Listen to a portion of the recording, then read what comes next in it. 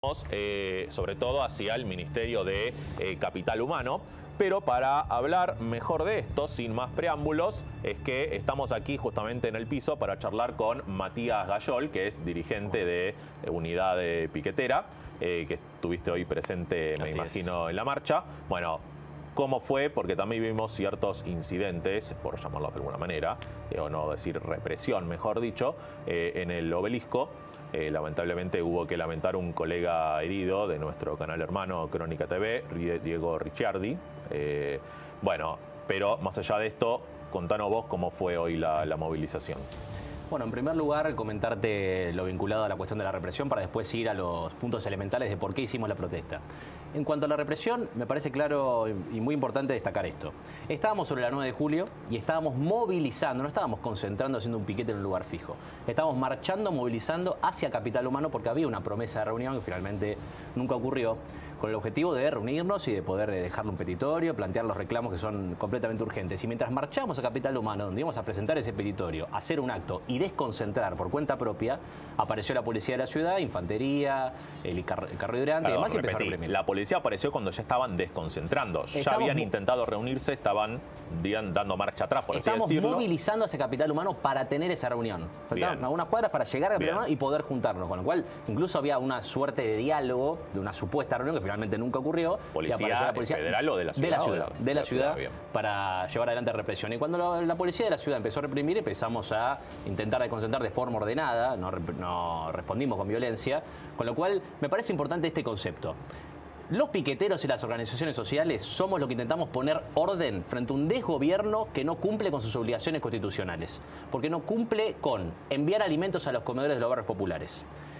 Restringieron y recortaron, incluso en términos nominales, el presupuesto del servicio alimentario escolar. Eliminaron de forma arbitraria e ilegal también cooperativas de trabajo, con argumentos completamente arbitrarios. Congelaron el potenciar trabajo, que ahora tiene un nuevo nombre a partir de hoy, pues se publicó en el boletín oficial. Una pregunta. Entonces es muy grave la situación, es de completa urgencia, es un genocidio económico lo que está desarrollando el gobierno y por supuesto que nos vamos a manifestar frente a eso. Matías, ¿tuvieron que lamentar heridos ustedes dentro del movimiento de Unidad Piquetera? Por suerte no, sí, los compañeros sufrieron el carro hidrante, etcétera, por suerte no tenemos ningún herido de bala de goma. Lacrimógenos o de pimienta. Sí, eso por supuesto, eso todos lo hemos sufrido, pero sí hay varios heridos de bala de goma, bueno, el caso que vos comentabas del periodista de Crónica, una bala de goma a la altura de la cara, cosa que ya había ocurrido en la Plaza del Congreso. Entonces, no respetan los protocolos con los cuales tiene que actuar la policía. Aplican el protocolo antipiquete con el objetivo de reprimir la protesta social, que es un derecho constitucionalmente consagrado en la Constitución y en los tratados internacionales de derechos humanos, con lo cual en todo el mundo se protesta en la calle. Acá en Argentina, por supuesto que también. Además, ustedes vieron la cantidad de personas gigante que era una columna gigante, por supuesto no se puede hacer en la vereda. Entonces, me parece importante este concepto y algo que te quiero decir. Pues el gobierno, ¿qué es lo que está diciendo? El gobierno dice: acá hay 44.000 comedores inscritos en el RENACOM. Nosotros los auditamos, dice Adorni, dice el gobierno, lo dijo Milei con Fantino el lunes, y la mitad son fantasmas, dijo Milei, no existirían. Y a los que sí existen los estamos asistiendo. Doble mentira. Yo quiero preguntarle al gobierno, ¿cómo hizo para auditar 44.000 comedores en 4 meses? ¿Auditó 11.000 comedores por mes? Es ridículo, es prácticamente imposible. Y aparte, ellos dicen que los que sí existen los están asistiendo. No hay una sola organización, ni social, ni religiosa, ni piquetera, ni ONG, que esté recibiendo absolutamente nada. No la vas a encontrar en todo el país. Matías, entonces fueron con el reclamo, evidentemente, de que se envíen las partidas alimentarias que no se están enviando, que se reconozca los comedores que hay realmente en el país. Y más allá de eso, ¿qué otra cosa fueron a plantear y que evidentemente no pudieron hacerlo porque no fueron recibidos? Mirá, el tema de las cooperativas es muy importante. El tema del Fondo de Integración Sociourbana. La FISU, el Fondo de Integración Sociourbana, era un fondo que permitía realizar obras en los barrios populares. El programa Mi Baño, el programa Mi Pieza, diferentes obras de servicios en los barrios populares que se han logrado cambiar la vida de muchísimas familias bajo el gobierno anterior, donde se aplicó esto, incluso el anterior también. Y eso se eliminó de cuajo. Ya no van a existir a partir de ahora obras en los barrios populares. Se meten con las cooperativas, congela el potencial trabajo en 78.000 pesos a más de 1.200.000 personas, que ahora, si no se hubiera desligado el salario mínimo, estarían más de 100.000 pesos. Quedó 78.000 y sigue congelado y la inflación sigue su curso. Entonces hay 1.200.000 personas que trabajan en negro, que tienen este complemento de ingreso que es el potenciar, que no van a llegar a fin de mes, evidentemente. Ustedes en Unidad Piquetera, me comentabas el otro día, tuvimos la oportunidad de hablar, que había varios comedores de los que sí tienen a riesgo de cierre por la falta de envío de los fondos, de las partidas alimentarias. ¿Cómo es esto? Y te quiero dar números nuestros concretos para poder refutar la mentira del gobierno. nosotros militamos en 10 provincias del país. Organizamos 209 comedores que asisten a 15.039 personas. Tenemos todo con nombre, apellido, dirección de los comedores, nombre, apellido ni de las personas, todo completamente organizado. Tenemos de esos 209 comedores auditados por Capital Humano solamente 16.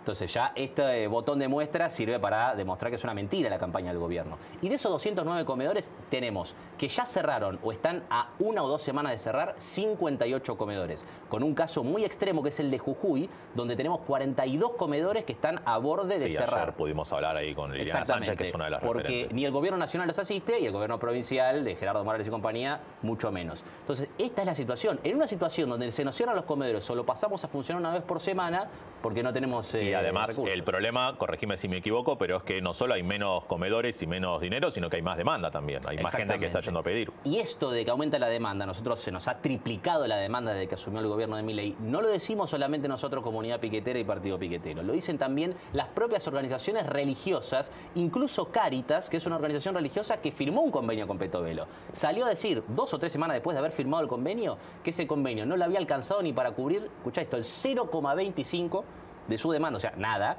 y que se solidarizaba con los reclamos de las organizaciones sociales. Eso incluye también el convenio que se había firmado con las iglesias evangélicas, porque estamos hablando de Cáritas, representa a la Iglesia Católica. Algo. Después habían firmado otro con otra organización religiosa y ahí se detuvo. No hubo ninguna novedad de que firmaran ningún acuerdo con absolutamente nadie. Y eso nadie. vos desde los movimientos sabés en qué medida se está cumpliendo o qué es lo que dicen por lo menos. Mirá, lo que te puedo decir es lo que salieron a decir ayer mismo sectores evangelistas que salieron en diferentes medios a decir que bancaban y apoyaban la movilización que ocurrió hoy porque el método Petovelo de tercerizar la asistencia y no coordinar con ellos les estaba generando muchísimos problemas en el marco de que tenían cada vez más demanda. Es decir, no somos solamente las organizaciones sociales y piqueteras opositoras al gobierno, son literalmente todos los sectores de la sociedad. El gobierno miente y sale a decir que hay comedores fantasma, que a los comedores que existen los están beneficiando, le están dando asistencia. Es lo mismo que hacen con los pacientes oncológicos. Ya se murieron personas porque están esperando la medicación y el gobierno sale a decir, no, pero estamos asistiendo, el problema es que había corrupción. Entonces, mienten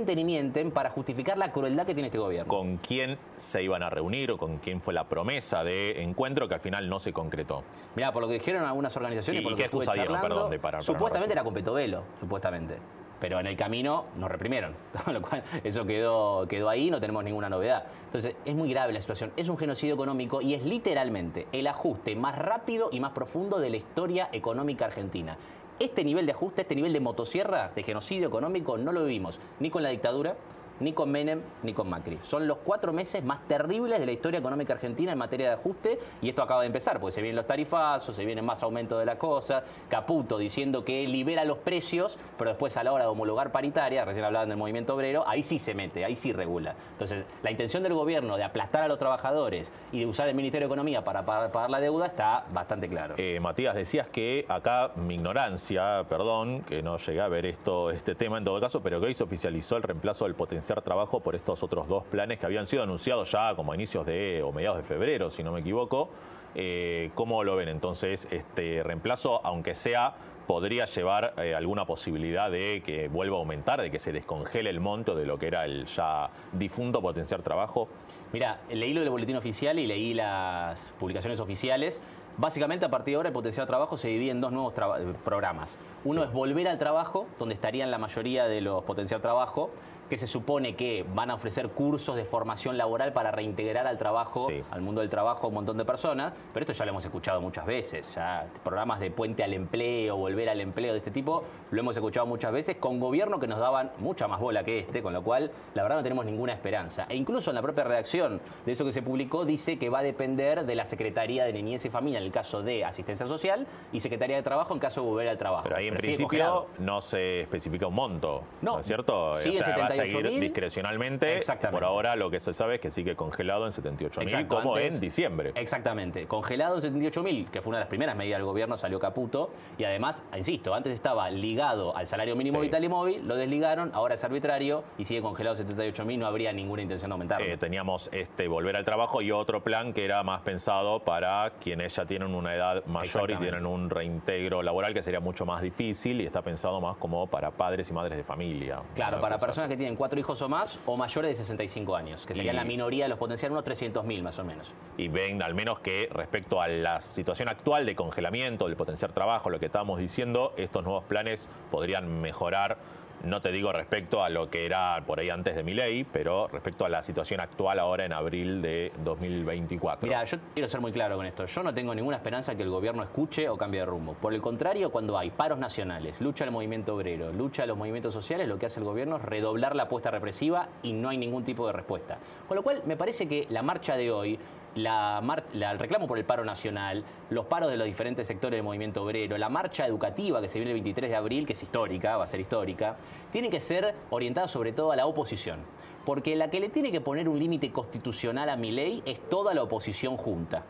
Y los gobernadores no pueden firmar el Pacto de Mayo. Una cosa que hizo Capital Humano fue cerrar los centros de referencia también, que es otro reclamo muy importante. ¿Qué son los centros de referencia? Si vos no vivís en la ciudad de Buenos Aires o no vivís en el conurbano, antes, en las diferentes provincias, tenía centros de referencia para ir a hablar con desarrollo social de nación. Ahora Capital Humano.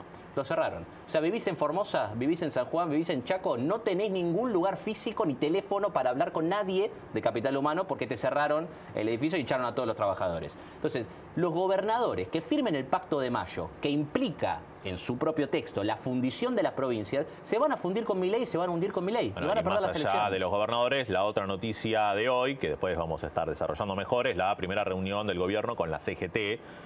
Fueron, bueno, evidentemente a dialogar. Se habla de, por ahí, acordar levantar los puntos más duros de la reforma laboral, que fue hoy incluida otra vez en la ley Bases. ¿Cómo ven este diálogo del gobierno con, o mejor dicho, cómo ven al menos ustedes que la CGT se haya ido a juntar con el gobierno y plantear algún tipo de canal de diálogo en medio de la tensión que hay? Mira, que se junten en sí no está mal porque hay que escuchar lo que dice el gobierno. Pero me parece que lo importante es que la CGT escuche el enorme reclamo que hay de todos los sectores sociales, sobre todo del movimiento obrero que está de pie por un paro nacional en abril. La última vez que hizo un paro nacional la CGT, que fue el paro nacional más temprano a un gobierno en la historia de la democracia, que había muchas razones, ¿qué pasó después? Se cayó la ley ómnibus. Y ahora necesitamos que en diputados se caiga el DNU y que caiga esta nueva versión de la ley ómnibus, que ambas cuestiones en sí mismas son anticonstitucionales y reflejan que no tenemos un presidente, sino tenemos una suerte de intento de tirano porque no gobierna respetando la Constitución. Entonces el último paro nacional sirvió para tumbar la ley ómnibus. Este nuevo paro nacional tiene que servir para darle impulso a la política, que toda la oposición se junte y defienda la Constitución contra un Milei que no la respeta.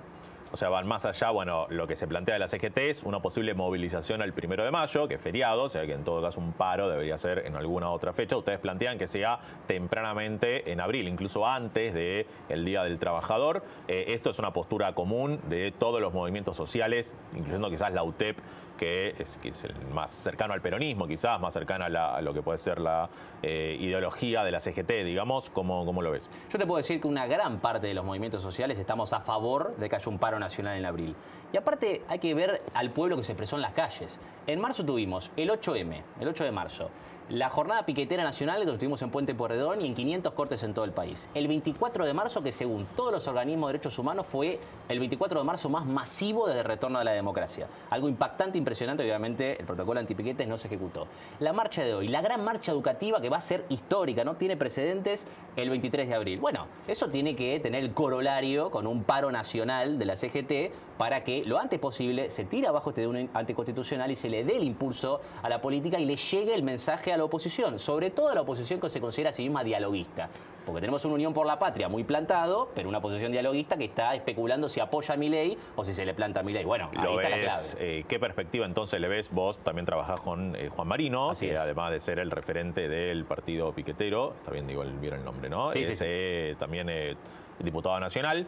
¿Qué perspectiva le ves entonces a el DNU y la ley Bases en el momento en el que se envíe, junto con el paquete fiscal? Digo, ¿ves una unidad entonces de Unión por la Patria que se mantenga monolítico y eso pueda derivar en un escenario de rechazo, o está complicada la cosa? Mira, nosotros como partido piquetero escribimos un documento político que se llama Las Tesis de Abril, que lo escribió propiamente el diputado nacional Juan Marino. Ahí en esas tesis de abril que presentamos a todos los partidos políticos, se lo mandamos a todos los medios, explicamos una serie de cuestiones.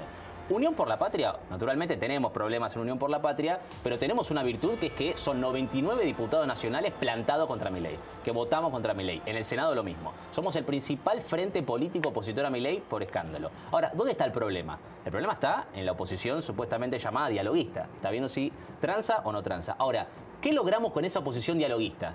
Porque es cierto que ya logramos cosas con los dialoguistas. Cuando se votó la ley ómnibus en general, que la votaron en general, después cuando fuimos a lo particular, le tumbamos la mayoría de los artículos. Y es por eso que la Libertad Avanza retira la ley ómnibus. Es decir, si la ley ómnibus en primera instancia fracasó, fue porque toda la oposición junta, de conjunto, la tiró abajo en el tratamiento en particular. Y miren el DNU en el Senado, sobraron votos. Bueno, esta misma situación yo creo que tranquilamente se puede repetir y que juntos podemos poner un límite constitucional. Así que yo la veo bien. Gracias, Matías, por este tiempo y sobre todo por acercarte acá a nuestros estudios. Un abrazo Vamos a estar a ustedes, siguiendo el por favor. tema.